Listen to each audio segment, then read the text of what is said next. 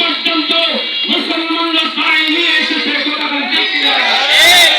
আমার প্রিয় ভাইয়া, আমাদের বাংলাদেশের মুসলমানরা জানতে পারে, বুঝে দিতে পেরেছে আজকে সারা বিশ্ব আমাদের বাংলাদেশের মুসলমানদের সন্তানদেরকে দেখে দেখে তারা শিক্ষা নিতে চাচ্ছে। কতটা ঠিক কিনা?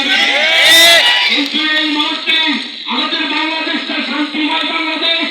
বাংলাদেশের পাশে যেহেতু ভারতবর্ষ চাচ্ছে বাংলাদেশের মুসলমানেরা এই সময় যাতে ওরা কিছু বিশৃঙ্খলা সৃষ্টি করে নবীকে আমরা গালি দেব, এই কথা শুনে তারা বিশৃঙ্খলা সৃষ্টি করবে বাংলাদেশে।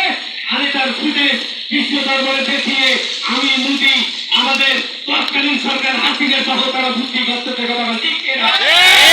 কিন্তু আমার ভাইয়া,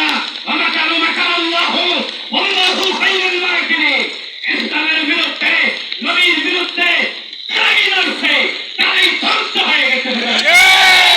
আমরা এখান থেকে বুঝিয়ে দিতে চাই, আমরা এখান থেকে দাঁড়িয়ে যেতে চাই, আমাদের শরীরে এক ফোঁটা রক্ত থাকলেও আমরা নবীকে যারা গালি দিতে তাদেরকে আমরা ছাড় দিতে রাজি